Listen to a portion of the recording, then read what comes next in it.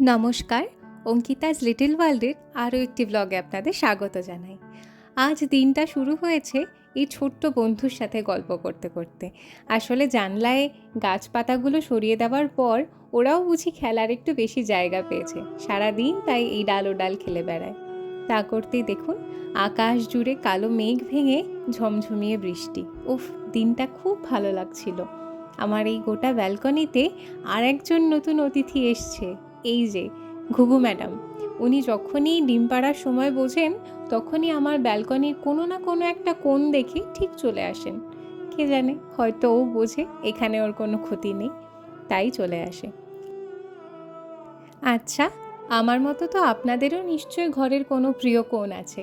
আমায় জানাবেন তো, আপনাদের দিনের বেশিরভাগ সময়টা কোন জায়গাটা দেখতে ভালো লাগে বাড়ির? আমার এই ব্যালকনিটা ভীষণ প্রিয়, এতদিনে নিশ্চয়ই আপনারাও বুঝে গেছেন। এই যে দেখুন, ভলুকে এক কোণে সাজিয়ে রেখেছি। আর এই গাছ ভর্তি ব্যালকনি আমার মন সত্যিই ভালো করে দেয়। তার সাথে এখন আমাদের নতুন দায়িত্ব। হাজার হোক বাড়িতে নতুন অতিথি এসছে বলে কথা, তার আবার ডেলিভারির ব্যাপার। দুপুরে খাওয়া দাওয়া সেরে বাপি আর আমি চলে আসি শ্রীনিকেতন মায়ের জন্য শাড়ি কিনবো বলে। আসলে মায়ের কাল জন্মদিন, এটা আমাদের একটা ছোট্টখাট্ট সারপ্রাইজ প্ল্যানিং চলছে। দেখা যাক এক্সিকিউশন শেষ অবধি কী হয়। আর আমি এরকম একটু হালকা নরমের মধ্যে শাড়ি দেখছিলাম। এগুলিকে ওনারা বলছিলেন বিষ্ণুপুরি কটন। ঠিক ভুল আমি জানি না, আমার দেখতে বেশ ভালো লাগছিল।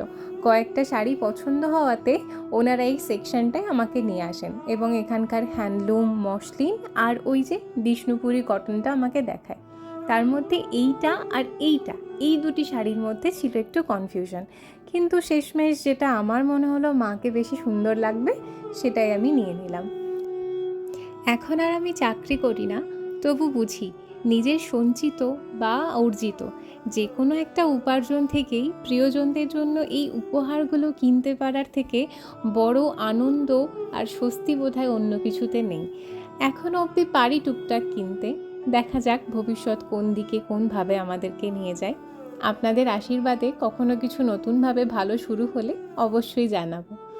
এই যে নিচে নামার পথে একটু টুকটাক কালেকশন দেখছিলাম, আর ওদের দোকানের একদম এন্ট্রান্সেই এত সুন্দর করে জগন্নাথ, সুভদ্রা এবং বলরামের মূর্তিটা সাজানো ছিল। আমি আর বাপি কিছুক্ষণ দাঁড়িয়ে দেখলাম, দর্শন করলাম আর দু একটা ছবিও তুললাম। আসলে অনেকেই তুলছিল। ওখান থেকে বেরিয়ে চলে যাই স্পেন্সার্সে। ভেবেছিলাম কিছু টুকটাক স্ন্যাক্স বা এরকম কিছু কিনবো, নিজেও জানতাম না এক্স্যাক্টলি কী কিনতে গেছিলাম, তবুও যাই। আর সত্যি এধার ওধার একটু ঘোরার পর একদমই কনফিউজড হয়ে গেছিলাম যে কি কিনতে এসছি। তারপর ভাবলাম থাক, এরকমভাবে কেনাকাটা করে লাভ নেই, বরং একটু ঘুরে বাড়ি চলে যায়। ওখান থেকে বেরিয়ে, এটা হচ্ছে কল্যাণী হাইওয়ের দিক থেকে মধ্যমগ্রাম দিয়ে যাওয়া যাবে, ওখান থেকেই ব্যারাকপুর হয়ে বাড়ি যাব। রাস্তাটা কি অপরূপ সুন্দর, আর এর থেকেও বেশি সুন্দর ছিল আকাশটা। আপনারা পারলে অবশ্যই ফ্যামিলি নিয়ে এই রাস্তাটাই সন্ধ্যের দিকে একবার যাবেন। বাড়ি এসে ভাবলাম মায়ের জন্য একটু স্পেশাল কিছু বানানো যাক, তাই বানিয়ে ফেললাম ফুচকা। জল, আলু, ফুচকা সব কিন্তু আমার বানানো। এবার একদম শেফস রিভিউ, দেখা যাক আমি পাস করলাম নাকি ফেল। তবে খাচ্ছে তো মা আর বাপি, নুন হোক, টক হোক, ঝাল হোক, মিষ্টি হোক, যাই হোক জানি ভালোই বলবে, নতুন কোনো ব্যাপার নয়। দেখুন কেমন রিয়াকশন দেয়। না, দুজনেরই বেশ পছন্দ হয়েছিল। আর এই এক লট ফুচকা ওঠার পর আরও একটু ভাজা হয়েছিল, তখন বুঝলাম ভালোই বানিয়েছি। এরপর একদম রাত্রিবেলায় নিজের ঘরে দরজা জানলা বন্ধ করে লুকিয়ে লুকিয়ে বেলুন ফোলাচ্ছি। যতই লুকোই, একটা বেলুন ফাটলে আমার পর্দা এখানেই ফাঁস। তবুও সাবধানতা বজায় রেখে যেটুকু পারলাম করলাম। আর সত্যি বলতে এমন বিরাট কিছু আয়োজন করিনি, হাতে গুনে 5 থেকে 6টা বেলুন ফুলিয়ে ছোট্ট দুখানি পেস্ট্রি এনেছিলাম, কারণ এখন আর কেক কেউ খেতে চায় না, ফালতু নষ্ট হয়, সেই জন্য ছোট্ট ছোট্ট দুটো পেস্ট্রি। দাঁড়ান, আমার একটু এই সমস্ত খুঁটিনাটি কাজগুলো হয়ে গেলে আপনাদের ডেকোরেশনটা দেখাচ্ছি। আর এইভাবে বেলুনগুলোকে পর্দায় চাপা দিয়ে রেখেছিলাম যাতে এধার ওধার না ওড়ে। এই যে এই হলো আমার অতি সাধারণ ডেকোরেশন। আমার এতেই বেশ ভালো লাগছিল, আর আশা করি আপনাদেরও খারাপ লাগবে না। তবে আপনারা জানাবেন এর থেকে ভালো অন্য কিভাবে সাজানো যেত, তাহলে পরের বার চেষ্টা করব, বা সামনে অন্য কারোর জন্মদিনে চেষ্টা করব। যাই হোক,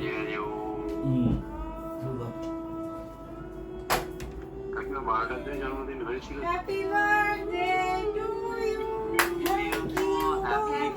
নিজেই মনে ছিল না, ভুলে গেছি। নিজেই হ্যাপি বার্থডে টু ইউ। না ওটো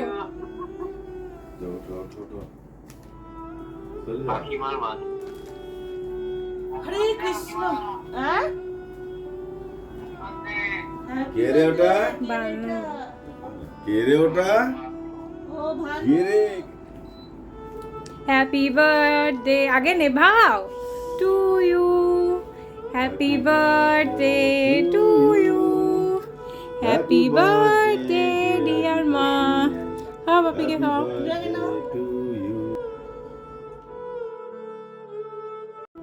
মাকে উইশ করা হলো, আর বুঝতে পারলাম সত্যি মায়েরও খেয়াল ছিল না আজকে মায়ের বার্থডে। যাই হোক, সারপ্রাইজ এক্সিকিউশন 10/10, বাদ বাকি তো জানি না। আর ভিডিও কলে ছিল আমার বন্ধু, ভাই, ওরাও মাকে উইশ করলো। জানতাম মা খুশি হবে ওদের সবার সাথে কথা বলে। তো এইভাবেই সেলিব্রেশন করা হলো, আর এরপর দেওয়া হবে গিফট। দেখা যাক গিফট পছন্দ হয় কি না।